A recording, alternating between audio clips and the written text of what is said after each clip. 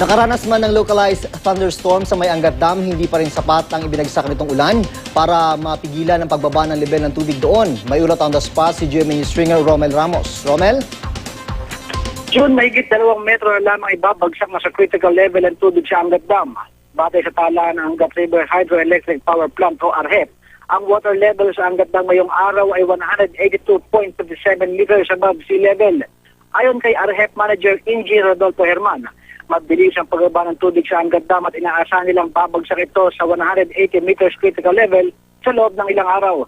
Batay naman sa tala ng Hydrometeorology Division ng Pag-asa, dahil sa localized thunderstorm na naranasan dito kahapon, ay naging sa 18 cm na lamang ngayong araw ang pagbaba ng tubig dito kumpara sa average deviation nito na 31 cm simula pa noong ikatlong linggo ng Abril.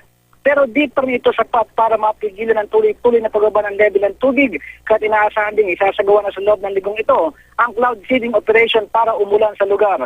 Sa sandaling bumagsak ang Angat Dam sa critical level, ay otomatikong ititigil ang supply ng tubig sa mga irigasyon sa mga sakahan sa Bulacan at Pampanga.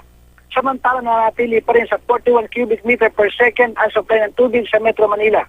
Nauna na itong ibinaba nitong mga nakaraang linggo mula sa normal na supply na 46 cubic meter per second. Sa gitna nito ay patuloy pa rin ang panawagan ng pamunuan ng Angat Dam sa mga taga Metro Manila na magtipid sa pagkonsumo ng tubig. Yan ang pinakauling balita mula dito sa Bulacan. Balik sa iyo, June.